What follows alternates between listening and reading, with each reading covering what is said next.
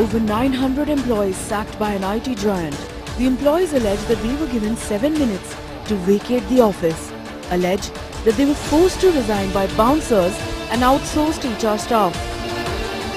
They said they have two options. One is like they give a termination, or they give us ask me to resign. So the loyal, hard-working people have been sent out in a day with 7 minutes time to decide whether you want the money they are giving or you don't want the money and go out. It has been 2 months since they were left with no job. These employees say that they have family members to feed and loans to repay. They have now approached the Labour Commission for relief. This person claims that as he entered his cabin, he was immediately called to another bay where there was an outsourced consultant who was waiting, and the person was given only 7 minutes to resign. No reasons, nothing given whatsoever. And it's not just Chennai. Over 3 dozen employees were sacked by the very same company in Hyderabad. Without any due respect, they asked us to leave on the spot, and without any notice or without any information to employees. They did not consider our plight about stay another 2 to 3 months to continue and fetch a good job outside the market. Bouncers, goons, doctors, psychiatrists, everybody was used to physically intimidate and threaten people and force them to resign from their jobs. As India seeks to attract more investments to create more jobs, Mira now asks, should the centre also ensure that these companies follow labour norms as laid down in India? Does India need to review labour laws? Do we need to frame new labour laws that set in place a protocol for firing employees? Let's debate. Well, here's a question that we're asking on the Urban Debates tonight. I'm Faye D'Souza. You're watching Mirror Now. Thank you for tuning in. Right now, we have no labour laws in this country that will protect you. If you make more than 650,000, you make more than 6,500 rupees a month, I beg your pardon. So for IT employees, media employees, pharmaceutical employees, anybody who makes more than 6,000 rupees a month, there are no labour laws in this country to protect you. No employment laws in this country to protect you. Which means that your organization could pink slip you or fire you tomorrow. Much in the same manner as the one that has taken place in Chennai. Incidentally, we spoke to people here who told us that even if these employees are going forward to file a complaint, the case is very weak because there are no laws to support them. Is it time that in our country right now, going through the fact that we might see more and more unemployment, there should be laws that protect employees for this sort of behavior? Bouncers who threaten, physically and mentally intimidate people to sign resignation letters and leave the company in 7 minutes. Are we okay with this new normal? Is this what we are inviting the multinational companies into India to do? That's the question we're asking today.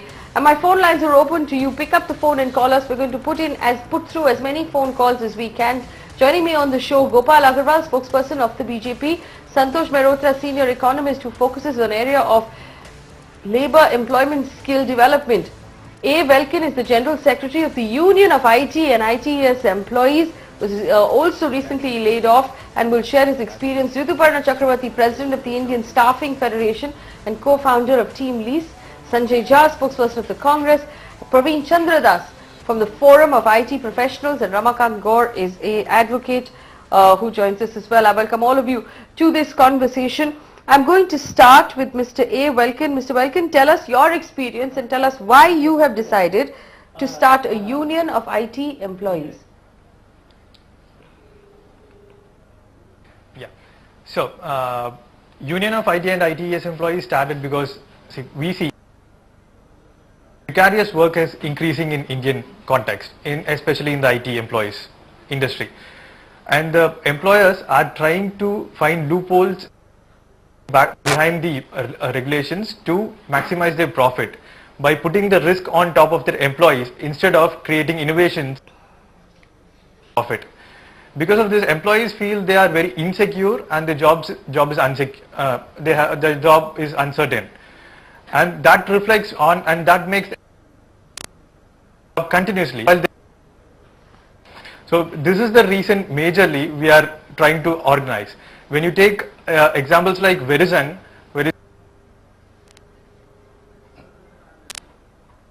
few years back, but because of the protectionism in US and Brexit, the UK market and the local pro-employer policy followed by the BJP government, the companies are they are migrating the risk whatever they have on top of the employee situation than what was there earlier. This is the reason we are trying to organize stakeholders of the IT industry, and they don't have any voice to, they don't have any organization to raise their interest. So tell me something, Mr. Velkin, tell me something. What happened in your case, and what are the allegations right now being made by the employees in Chennai? So what happened is, on a fine day, December 12th, 900 of employees being sent out who are having L rating. L rating is the leading rating. So lead rating performance, the good perform employee who are loyal to them are being sent out in a single day, given in a 7 minutes time to decide whether they want money or they don't want money. Any of the choice, they are told that this is not a forum to discuss. You need to decide you need to take any both of them and get out of the office immediately, followed by a bouncer. So this created most of the employees who have affected on that, around 450 employees by their count, have went into a mental shock, and most of them are yet to get recovered even after the 2 months time period. The people who have recovered, around 70 people have come forward in Chennai to file petition against the Verizon management. They've also raising concerns on how the management is taking forward the legal struggle or the legal proceedings before the employees. When the employees are part of the company, they have not taken a single step to teach them their legal right. But when the employees approach government for justice, they are putting a experienced senior lawyer on before the employees, which is against the law. So this is the issue happening, and the issues keep on, the employer along with the labor department keep on trying the issue without considering the criticality of the issue. 450 employees have been affected, 450 employees' family have been affected. Without considering this, the issues being dragged for more than 2 months without single official reply from the employer side. All right, let me bring in other members right now of the panel. Mr. Mehrotra, Santosh Mehrotra, senior economist who focuses on labor and employment. Mr. Mehrotra, the going was good for 15 years as far as the Indian IT industry was concerned. So nobody really bothered about the fact that there are no laws in this country to protect IT employees or BPO employees or anybody else. The going has not been very good for the last couple of years, and we're seeing more and more of these instances. Do we need stronger laws, or do we just need to get used to this new normal?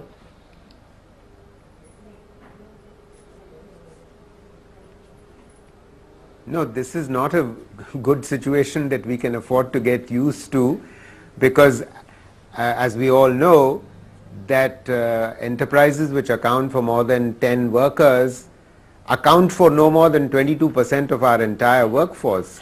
I mean, there might have been some formalization of the workforce that might have taken place on account of GST, but the fact remains that we can't have a situation where organized segment workers are actually, losing jobs. Now, the IT industry quite clearly has undergone A, technological change, and B, a change of government in the US, which is sort of getting tough. So what has become clear to owners of these large IT companies is that they have to weigh the cost of reskilling people who they have. Either they reskill them and then perhaps be able to go for new contracts, and if they can't reskill them, then they will let them go. And that's the reality that this industry is unfortunately facing, big firms or small firms. And all I can say is this is tragic. I mean, what the labor laws say about this is, I mean, my suspicion is that all these workers were on contracts, and this must have been part of their contract. I mean, if there is a violation of contract, then clearly they can be, the company can be taken to court. Yes. However, my suspicion is, because I don't know which company we are talking about and what the nature of the contract was, whether they can be taken to court or not. Yes, and Mr. Mehrotra, you know, we asked around as well while doing research on this show, and I was told that in India, you are at the mercy of the contract that you sign with your employer. So, you know, you'll have a lot of HR teams who tell you this is a standard employment contract, but nothing is standard. You have to read every word, you have to read every clause, because something in that contract can be used to dismiss you or terminate you without any reason. Praveen Chandra's Forum of IT Professionals from Hyderabad. What experiences have we had in Hyderabad up until now? Before I talk about the experiences in Hyderabad, there are a couple of things I would like to point out from the things that you have mentioned. Number one is the myth that, you know, labor laws do not apply to IT employees in India. That is a myth, and labor laws do apply to all the IT employees who are working in India. Even the contract thing, you know, let it be Verizon, let it be Tech Mahindra, let it be Infosys, TCS, it is an employment agreement which has to fall under what is called the Industrial Employment Standing Orders Act. Now, there's another thing. You know, a lot of people, a lot of us believe that, hey, I have signed this contract where the employer has probably mentioned that I can fire you at any point of time, and I've agreed to that, you know, employment agreement, and hence I'm bound by that agreement. This is again, you know, not true, because I cannot. I mean, whatever is signed will still have to be legally valid. What you sign here, if this is not according to the Industrial Employment Standing Orders Act, then this has no legal standing. This has no legal validity, and it is legally void. The other thing that was pointed out was that there is a technological shift and also the government change in the US which has had an impact on the Indian IT industry. While I do give some credence to that, we'll also have to take a hard look at the statistics. Look at all the major industries. All the major services, IT services in industries in India are making thousands and thousands of crores of profits. Their profits are only increasing while their headcount is decreasing. I would like to state that what is happening here is actually profit maximization at the expense of people's lives, at the expense of families being thrown out onto the roads. Take any firm. Tech Mahindra is a classic example. I'll just look at the 3-quarter results that were shown in 2017-18 financial year. From quarter 1 to quarter 3, they had a net decrease of 2,500 employees, whereas their profits grew by 150 crores. Yes. Now you can look at Infosys, TCS, other examples, you'll find the same case. In Hyderabad, the same thing is happening. In Hyderabad alone, in just 2017, more than 20,000 But you know, you can't employees hold that against these employers. But tell me something. Can we hold that against these employers if they are finding more efficient ways to do things and to reward their stock, to reward their investors and their stockholders? Can we fault them that, or is it just business? So, no, I think we should hold them accountable, because these companies have set up their shops in India by taking subsidies from our government. You know, it is we, the taxpayers of the country, who are actually helping set up these companies. Look at the subsidies that are being given to these companies in the form of land concessions. You know, there are lots of companies which are taking land at lease in the form of 1 rupee per acre per year, and it is a 99-year lease. They are giving subsidies in the form of tax incentives. Look at this statement of revenue foregone in the budgets. Lakhs of crores of tax revenue. All right, let me bring in the government representative. One second. Gopal Agarwal, spokesperson of the BJP. Gopal Agarwal, where do you stand personally on this matter? Because it's a tricky thing. On one hand, we have these massive MNCs who are coming in, setting up shop and then firing people at will. How do you think the government should be dealing with this problem?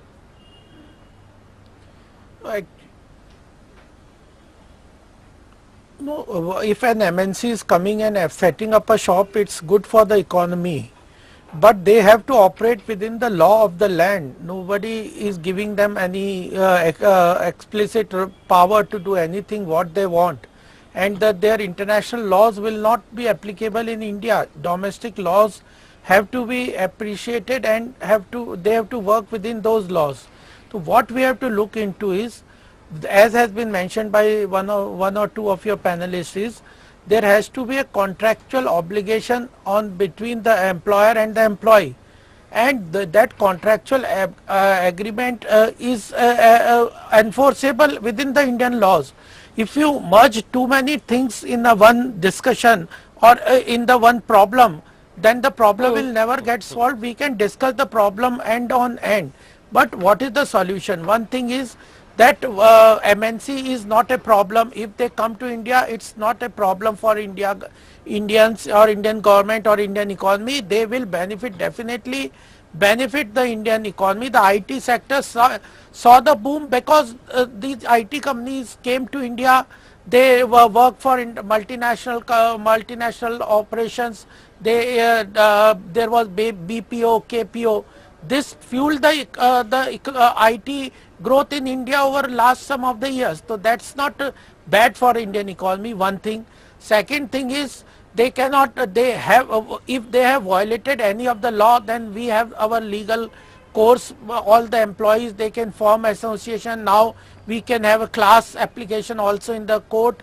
That in itself, these associations and the labor commissioner and other legal help that these employees can get, that is available to do, and they should fight. They are educated. Mr. Agarwal, if someone has lost their job, where will the money come from in order to go to court?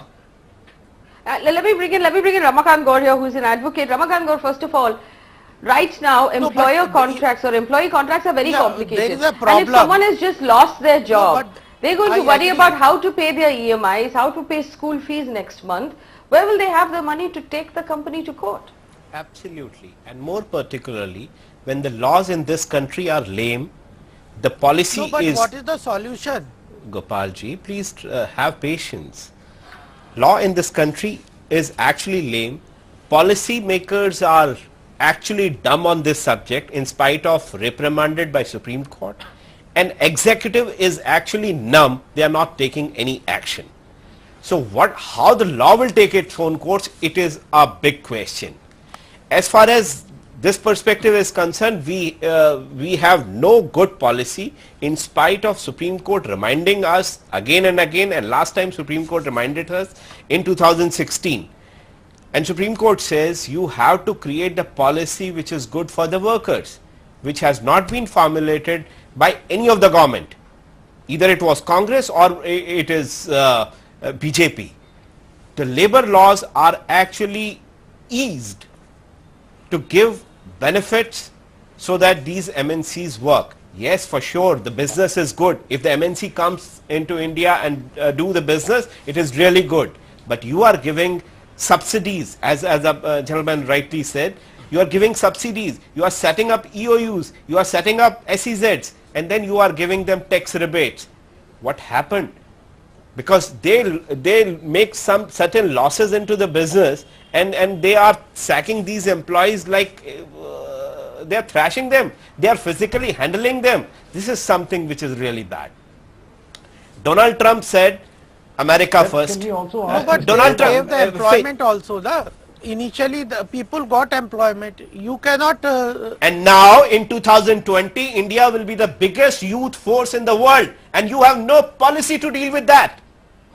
You have the but Mr. Ramakant Gaur, explain to us this, and this is what my research says, so correct me if I'm wrong, but the labor laws apply to what is known as workmen. Correct. And workmen are people who basically do uncreative, skilled, monotonous work. And I've actually heard from the HR people that I spoke to today, they said, if I want to make sure that you cannot take me to court under labor laws, I change your designation, make you a manager of some sort. If you're a manager, if your designation has the word manager in it, you can no longer use the labor laws in your favor. Is that true, Mr. Gaur? See, can I answer this?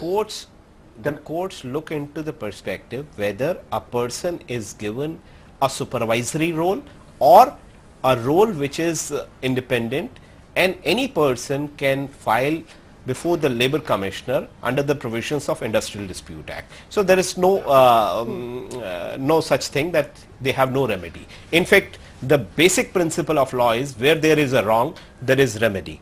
But here in India, we are facing all practical problems. if a person, even if he is a manager and he is thrown out in a wrongful manner, he has remedy to approach before the civil courts.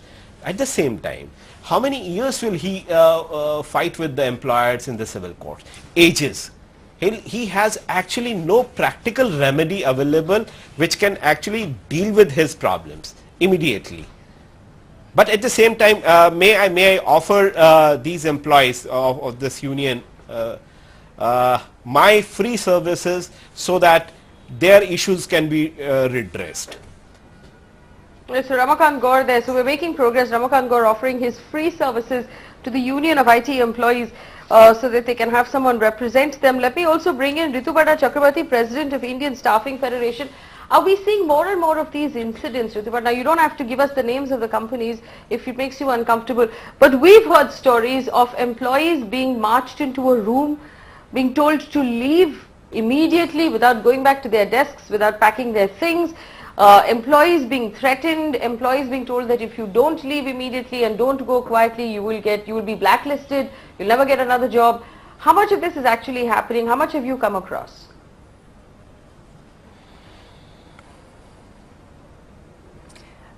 Before we get into the aspects of policies, multinational, domestic companies, I think any incident of this is deplorable. It is inhuman. I think what we need to focus on is it's a fact that businesses start, but there is a possibility a business cannot go on forever, and there has to be ways out for employers. Having said that, I think the way some of these situations are being handled definitely are deplorable. And I think that is what I think the issue is. If the issue is about laws, honestly I agree with all the co-panelists who've actually shared their views on it. Laws are adequate in this country. I think India is one of the most regulated countries in the world, and I don't think the absence of law is a challenge here. Even employment contracts, no matter what an employee and employer signs, finally the terms of the contract needs to be as per the law of the land, and if it isn't, it is actually of no relevance. It might be used in some organizations to kind of pressurize employees, but honestly it won't hold good in a court of law. But I think when we are on the subject of laws, it's important to also observe that we have to strike a balance when we're talking about laws between job protection as well as job creation. At this point of time, I think the entire IT industry is going through a difficult time, and it's not just in India, I think it's happening globally. The organization around which we are having today's conversations have had layoffs, I believe even in US. So it's a problem that is engulfing the entire industry. However, the lack of sensitivity with which some of these organizations are going about doing the separation is what is alarming. And it will not hold good. It will not hold good for the future in terms of attractiveness of this sector per se, because it is definitely creating a lot of angst and bloodbath, which I think the industry can do without. Honestly, we have a lot to thank this industry, because this industry has created a lot of jobs, have transformed careers, have made people millionaires. And it's not that they have not done what it should have been, but I think some of the incidents which are happening, yes, right. We need to so my question is this. So my question is this. I haven't brought in Sanjay Jha yet, but I'm going to take this one second. I'm going to take this back to Santosh Mehrotra.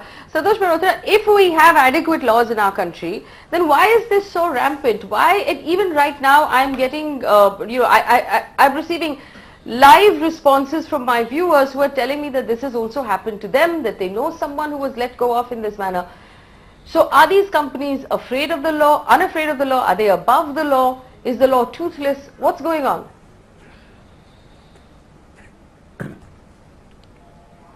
What seems to be going on in my reading phase, that these companies have deep pockets and they feel that they can fight these things out in the courts while their employees cannot.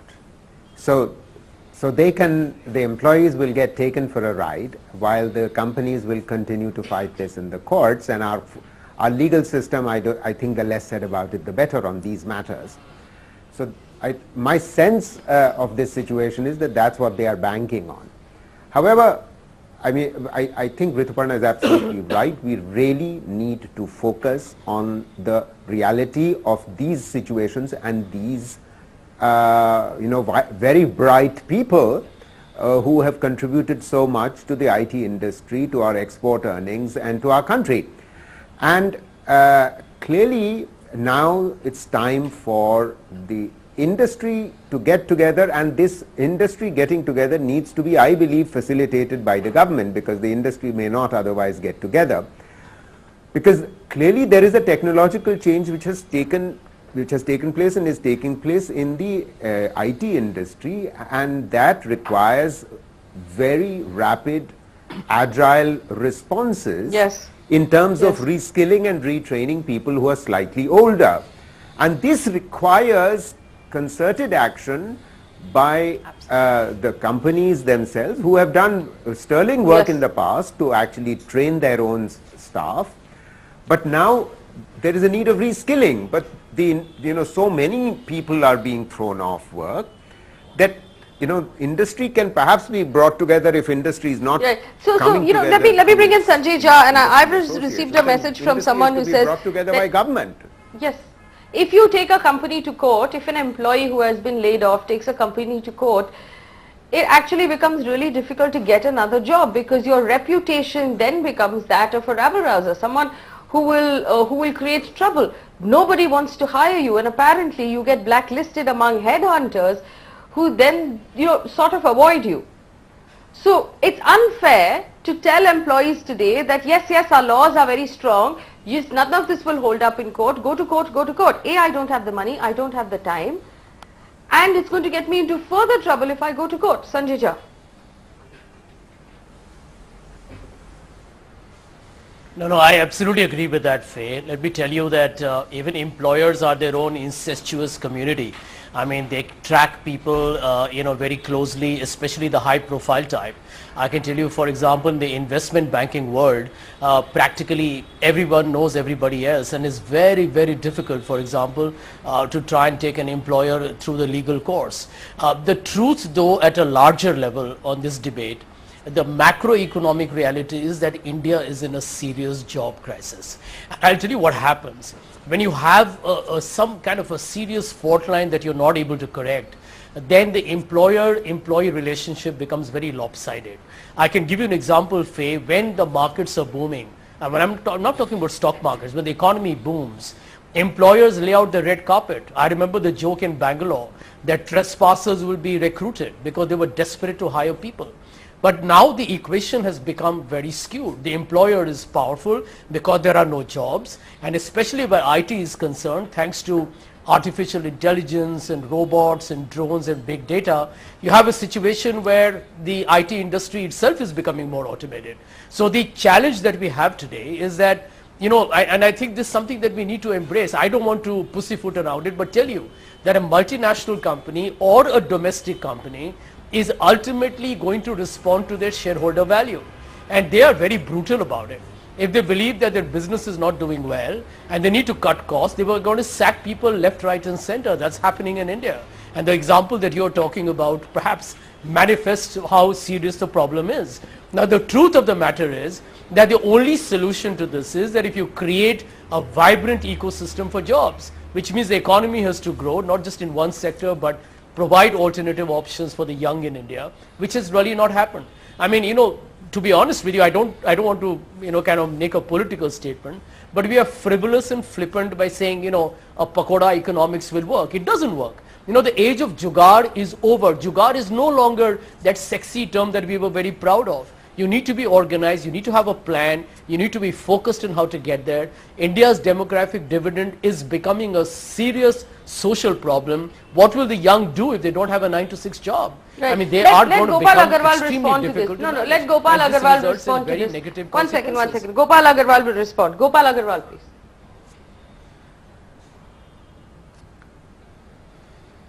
Yeah. There are issues with employment which the government has already flagged off, and it is doing best to sort this out. There was an issue, therefore the jobs market is not very good at present, Therefore, the government had taken so many steps with regard to formalization of many of the sectors where informal sectors was being operated, so that employees have a better deal. With regard to contract jobs also, government has taken several steps so that they are considered in EPF. In the current budget also, the government has given incentives to employers to put the people under the EPF and ESI, where the government is contributing 12.5% of any new employee being employed by any person for 3 years. Even the women employer, the government is contributing 4% on behalf of the employer, so that they are No. One second. Mr. Gopal Agarwal, let's focus on the problem that we are having. Let's focus on the problem that we actually are facing at this point. The problem is that employees are being let go of, they're being fired, they're being pink slipped by organizations in the most insensitive and unethical manners. They're being intimidated, they're being threatened, they're being mentally and physically intimidated. How is this okay? Now, nobody is questioning the larger schemes being done by the government. What we are asking here is, how do we solve this specific problem? What is the best way to solve this problem, Mr. Agarwal? This is the problem. I think we do not, I do not know whether these companies have violated the law of the land. If what the persons who are saying here, it seems that they are violating the law of the land. Then there is a legal course. Government cannot act without a legal course. If there is a legal violation, the government will definitely act. There are departments in the government. Mr. Ramakant Gaur, isn't there a legal violation, and hasn't the Supreme Court asked the government to react? Gone to the court? I do not know. Somebody who is manhandled? No, and the second thing is, ultimately, Ramakant Gaur, hasn't there been a violation? FIR, they can go for the legal course, and they can go to labor commissioners. And if Mr. Gopal Agarwal, do you know how many years it takes to conclude the proceeding before the labor commissioner?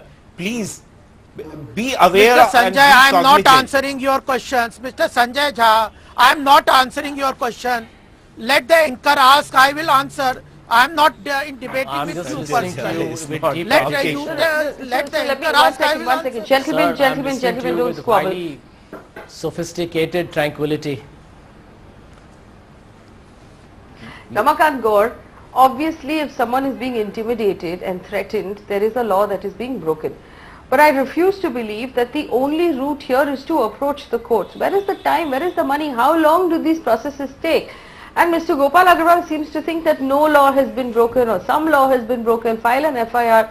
Is that also your reaction to what is happening? Why are so many instances taking place? I am not saying no law has been broken. It seems, I am not saying that no law is broken. In fact, it seems that there is a manipulation on the part of the employer. They should take the legal course or go to the authorities.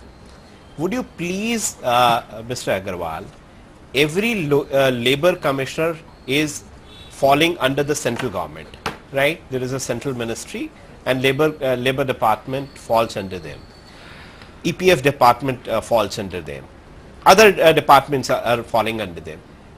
Why do not the central government expedite the proceedings before the labor commissioner and other departments, so that these people, 450 people, get the remedy in a month's time or 2 months' time or 6 months' time? There has to be some limit. They cannot keep on litigating for years together. Have they approached the government departments? Yes, that is what has happened in the commencement of the debate. Right. In fact, let me go back to Mr. Welkin. Mr. Welkin, what is your reaction to the responses you're hearing right now about the departments have said? 1 second, Mr. Welkin, what response have you received from the department, from the people who filed the complaint? The response of the government on these issues if there is a violation? Welkin, please, Mr. Welkin, go ahead. Mr. Welkin, go ahead. Yeah, let me tell you. Yeah, so we filed on the 12th. The illegal retrenchment was started in the Verizon in Chennai OTP, the Verizon headquarters, And immediately on the next day, we filed petition on behalf of the union to the Labour Commissioner. The Labour Commissioner from that time till today, they were not able to get an official response from the company. What happened? Why they have done that? What is the reason behind sending out so many people in a single day? This is the speed in which the Labour Commissioner and the Labour Department works. For every meeting, they are taking 10 to 15 days. And even after 2 months of time, we are not able to get a single official reply from the employer. Then how do you think we will have, or the employees who are affected will have trust on the legal system to get remedy? Even if they start going for the remedy through the legal system, what you told as one of the system which has successful or which can be trusted, their employees are threatening them that they'll be blacklisted in the NASSCOM NSR. The lawyer who told us to help, we like to thank him, but we would also like to help him in explaining to the viewers, is it legal for the NASSCOM to black an employee just because he's acting against an employer legally for the illegal activities employer done? Please do so, sir. Of course not. Anybody who has been sacked without the reason and reasons to believe this is completely illegal, arbitrary, malefied and unconstitutional. So be assured that nothing of this sort can happen, and if this thing happen, you have the remedy to get that quashed. Yes, but look at this, and I'm going to go over to Praveen here. Praveen, NASSCOM is an association of IT companies that's meant to be working towards the betterment of the industry. What business does NASSCOM have blacklisting employees for taking their former employers to court? Absolutely. If NASSCOM does that, then it is a violation of the fundamental right to live in our country. I'm fighting for justice. I'm fighting for my right to live by earning my salary through doing a job. And there is no business of NASSCOM actually blacklisting anybody. And there are a couple more points, Fire, that I would like to make. IT industry is going through a difficult time. This is, a globalization sort of thing. Like, I repeat a lie 100 times and everybody believes that it is true. Whereas in fact, all the statistics tell us that all the companies are making hundreds of crores of profits, if not thousands of crores of profits. Verizon, which has sacked 900 employees in one day, in Q3 of 2017, they have 22,000 crores of profits. So there is this big myth, there is a big lie that's wrapped around our eyes which says that IT industry is going through this thing. And on the other hand, we have Mr. Gopal, who is essentially saying that the government is abdicating from its basic responsibilities and duties. He accepts that the companies are violating the laws, but what he is saying is that, oh, please approach the courts. We as the government will not take any action. We will not take cognizance of the illegal things that are happening in the country. Then why do we have the government? Could you please ask Mr. Gopal, what is the government doing other than asking people to just go and approach the lawyers and courts? No, I asked you whether you have approached the government departments. What was their response? I did not say. But they just told us. Mr. Agarwal, we just heard the answer that the Labour Commission takes 2 months. Just today, please hold on. Just today, 52 people have moved the High Court in Hyderabad, in the state of Telangana. 52 people have moved the High Court, including a pregnant employee who was sacked in spite of letting the management know that she was pregnant. Now, what do you think these families are going through, and why is it that the government not acting on any of these things? We have approached the Labour Commissioner December 12th to February 7th. This is already more than 2 months. What is happening? Now, we have filed these cases from Tech Mahindra as well. Against Tech Mahindra in the High Court, it's been almost 6 months. And the government has been known only for its inaction over these 6 months. What is the government doing except abdicating its responsibilities and duties? Mr. Agarwal, do you believe it's the government's place here to step in, or do you think that this is something that the judiciary should handle? The government has to step in. The government has. There are issues. Judiciary is one part, police is another part, and the government department with regard to Labour Commissioner, etc., is a third part, and the association of these people can be another part. We are in a democracy. The government cannot, with all sympathy to these people, the government cannot act and just whims and fancies that. Sir, you act on the matter of cow. You act on the matter of Padmavati. You act on several other in such matter, frivolous matters. They act on cow issues.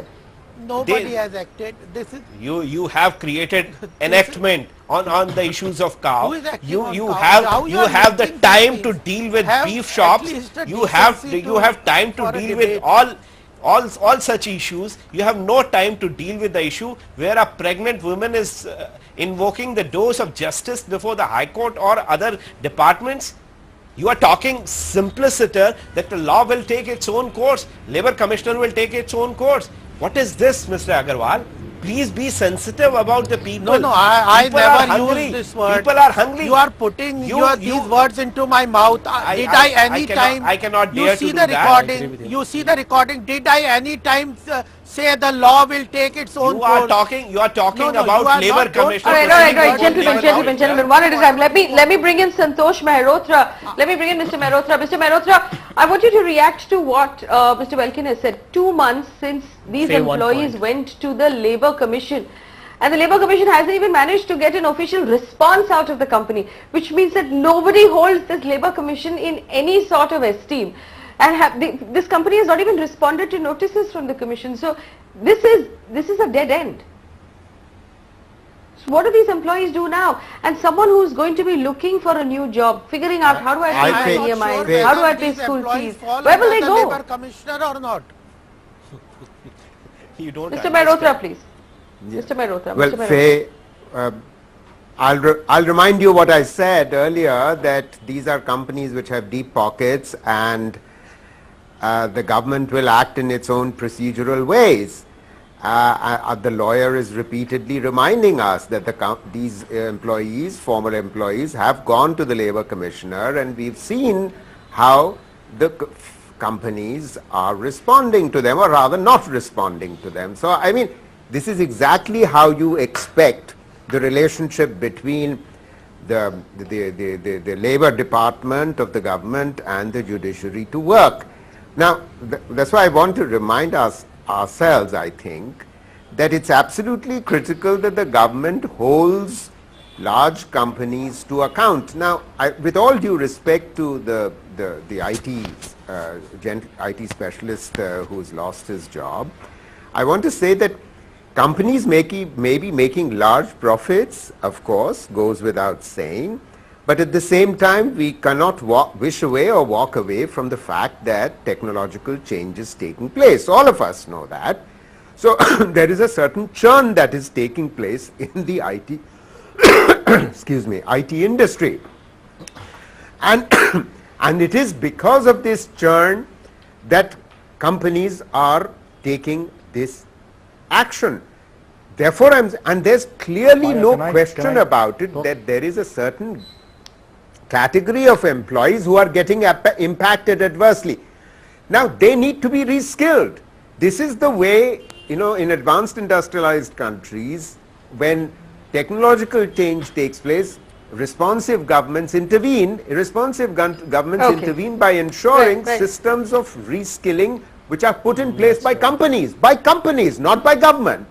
And therefore, that's what the government needs to facilitate. That's the argument. Mr. Mehrotra, I completely agree with what you're saying, and I understand what you're saying. In a capitalist environment, we can't fault companies for learning how to do things more efficiently. So instead of employing 50 people, if I can figure out how to do a job with 5 people and 4 machines, and it saves me money and makes me more efficient, you cannot fault a company from doing that.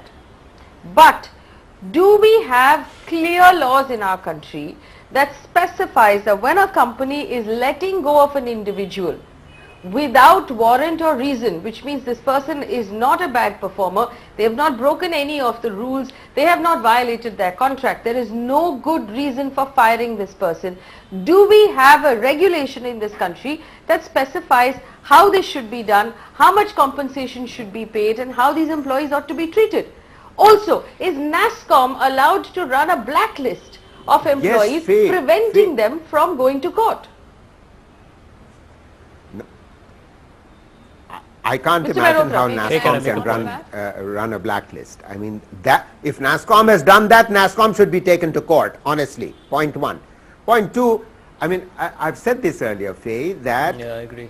You may have all the laws in the world, but the fact of the matter is that in our country we have 45 central government laws on labor alone.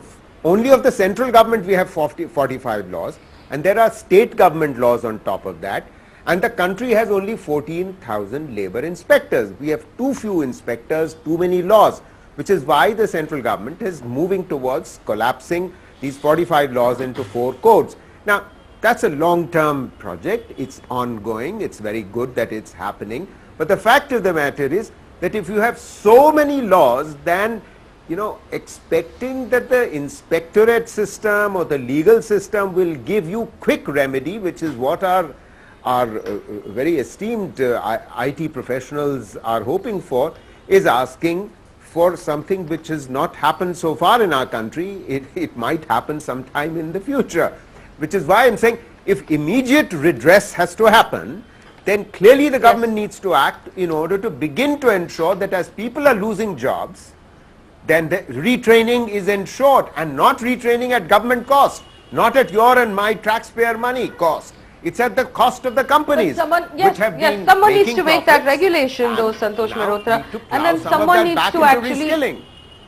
Yes, someone needs to make that regulation and someone Exactly. needs to actually enforce I it. agree. Let me go to Sanjay I agree Jha. with you. Sanjay Jha, it's very easy today, Sanjay Jha, to turn around and say this is what free the government. market- It's very easy to turn around today and say that government must do this or that. The truth is, all of these MNCs were invited in. The carpet was brought out by the UPA government. They were given land, they were given SOPs, they were given tax holidays, but no rules were written on how they should treat their employees. This is the raw end of that stick, Sanjay Jha. Faye, Faye, let me tell you, it's a very pertinent question. I think the fundamental point is what you raised earlier, that what kind of an economy do we want to be? Do we want to be a free market economy? As you said, if you want to be a total capitalist system, then it's going to move on demand and supply. You'll have a price, and if the employer believes that he doesn't need people, he's going to be ruthless about it, and we'll have many such unpleasant situations like we are talking about, which is why the UPA, during the time when the Congress was in government, we always talked about an inclusive development model for India. You can't have, what Mr. Modi's government has done is to say we'll only do growth and growth will take care of equity. It doesn't happen that way. India has got a number of people below the poverty line. There are a number of people in the neo-middle class. You're not answering my question, Sanjay Jha. And at the end of the day, jobs have always remained a huge paramount problem. So now I'm answering your problem. I'm answering that. Therefore, what we had done is to mitigate the problem was to have higher social expenditure, create jobs in the rural areas, which is why Manrega, by the way, became a massive success. Arey boss, called as are the you telling largest Mr. social Welkin, security who scheme got in the laid world, off 2 and months the World ago, Bank said to that sign up for Why the Manrega? situation has come to this? No, I don't understand. Are you actually telling an I'm not IT saying that. engineer I'm trying to sign answer up your for question Manrega? and Give us, but I don't understand. Why does everybody, why does everyone in government refuse to answer the question and then call out, your own achievements? Everybody knows the achievements of both governments. Let's solve this problem now. I don't want to know what wonderful work you all have all done. I want to know how we arrived at this point and what we're going to do to solve the problem. Yeah, Faye, I agree with you. I agree with you. I'm trying to tell you that we need to bite the bullet on this one. I think Mr. Mehrotra was actually giving it a fine balance. I'll tell you the problem that we have. Every day you will keep hearing about a new FDI coming into the country. But why has FDI not created jobs? And a lot of FDI, by the way, has also come into the MNCs of IT. Because it's not really meant for creating jobs. They've used it for acquiring new companies. They have reinvested their earnings and profits. And the net inflow into India has not been very high. So the truth is job creation cannot be left. If you're leaving it alone to the private sector, then you very well ensure private investment is high. But Faye, the figures, we have debated it on your channel. Private investment in this country has been sluggish for the last 4 years. New investments are at a 13-year low. You're talking about historic lows. And therefore, this is now aggravated into a serious problem. We are talking IT, but let me tell you, this is a pandemic. This is across the country, across sectors, and probably hang on. See, I don't buy this, Sanjay Jha. I don't buy what you're giving us today. I'm going to go to Praveen. Praveen, see, my problem with these answers. My problem with these answers is that both members of political parties here, both Sanjay Jha and Gopal Agarwal, yes, Mr. Agarwal, both of them seem to tell us that it's impossible for the government to write the laws. What the government should do is doing instead is trying to create jobs. But that's not the point. Please create jobs. That's separate. What we need to be looking at is, are we writing regulations that spell out clearly how these companies ought to behave or ought not to behave when they're firing someone without due cause? With the help of bouncers. The truth is, yeah, we don't, Absolutely. without bouncers, absolutely. Fire, Praveen, go ahead. Yeah, first things first, it is not that we do not have laws which regulate how an employee should be retrenched. Okay, there are laws which have already been written, which are already in place. The Industrial Disputes Act, specifically mentions how an employer, or what is the process that an employer or a company has to follow if they want to retrench an employee. They have to take the written permission of the labor inspector. It's another point that there are only 14,000 inspectors or whatever it is, but they are not following the law of the land.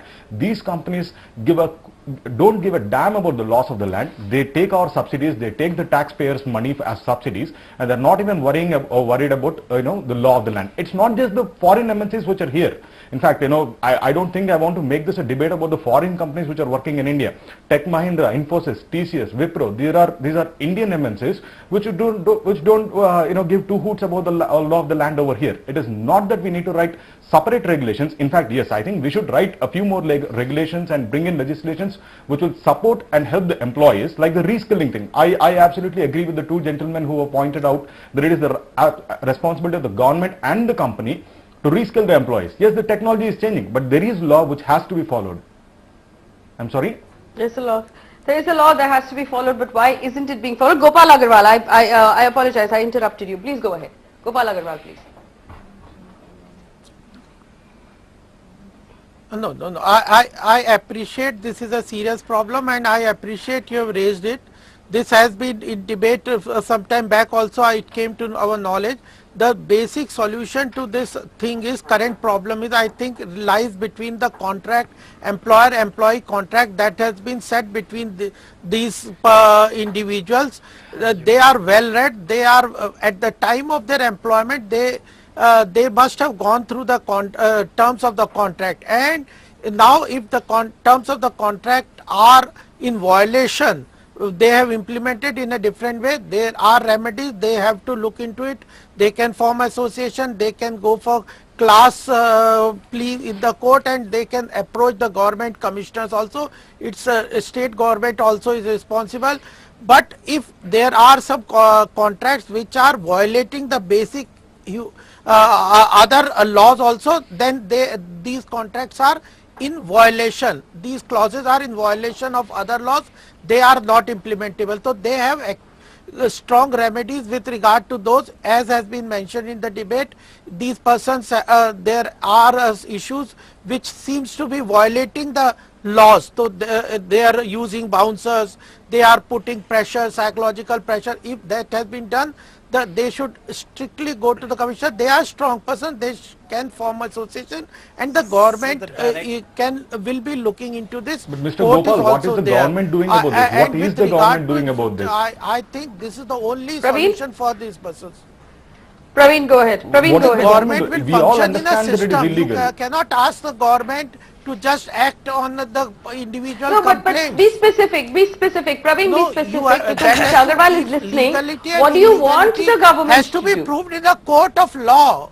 You cannot one second, Mr. Agarwal, the law is implemented. The government has to ensure that the law is implemented, and it cannot go on for months and years. Established in the court of law.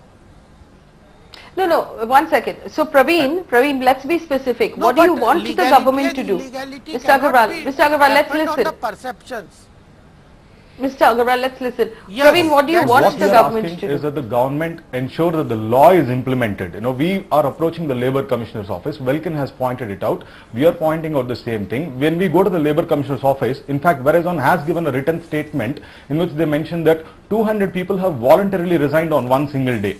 Now, if that's not a cruel joke to you, I don't know what else is. They're saying in written statement to the Labour Commissioner that 200 people have voluntarily resigned on a single day, and there's nothing forceful that happened, and the Labour Commissioner or the government is not acting on any of these things.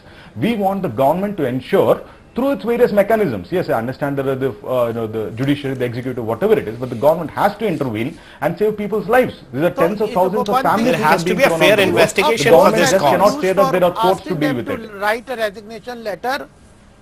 Sir, this is a forceful act, and there has to be a fair inquiry against this. Go to the police. I don't know whether you understand that the complaints are already filed. Gopalji, n number of times it has been repeatedly said that the complaints are filed, police has not taken action, Labour Commissioner has not taken any concrete action, no fair investigation has taken place. We are at the Labour Court, we are at the High Court. What else do you want us to do? The only thing that is left is that the people's lives are on the roads and they will be on the roads. We have approached the police station, we have approached the Labour Commissioner, we have approached the High Court too. What response did you get from the police station, Praveen? Resolve the issues. Praveen, what response did you get from the police station? What response did you get from the police station? We have approached the police station. They have registered a complaint. We are gathering evidence. We are going to file a criminal charge sheet against the management for use of bouncers and goons during the retrenchment process. That is in place. That will be done in the next 2 days. Have they registered FIR also? All right. Praveen, have they registered FIR? Unfortunately, lady and gentlemen, I have run out of time, but we are going to continue to keep an eye on this. There's something very worrying about this. And in conclusion, this is where it has brought us to. There are labour laws in our country. There are various laws in our country. There are dispute laws in our country that should prevent this from happening. But it's happening at a shocking rate. And tomorrow, this could happen to you and me. This is not a problem only with the IT sector. It is a problem that could extend across media, it could extend across the pharmaceutical sector, across the aviation sector, it could extend to each of us. The truth is that there are employers right now who are calling in employees after 10 years of service and saying, you sign this resignation letter right now, leave in the next 7 minutes or I have bouncers, I will blacklist you, you will never get another job again. This is really scary. This means that these companies have zero respect for the law in our country. We need to remind them that while they're functioning in India, our laws are supreme. Which means that again, it's perhaps our Supreme Court that we look to step in and enforce the laws in our country. That while you might want to be efficient and you might be doing business quickly and you might be replacing human beings with machines, that's great, good for you, congratulations. You cannot treat Indian citizens, you cannot treat Indian employees in this manner. You cannot intimidate, you cannot threaten, you cannot blacklist. And you certainly cannot punish someone for taking legal recourse in our country. Why are so many massive, large, rich companies being allowed to treat ordinary employees in this manner?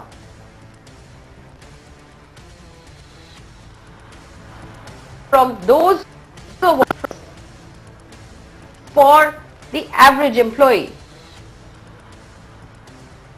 This is going to get worse if it is not stopped now. Each of them is going to turn around and complain about inefficiencies, and each of them is going to turn around and fire us for no reason.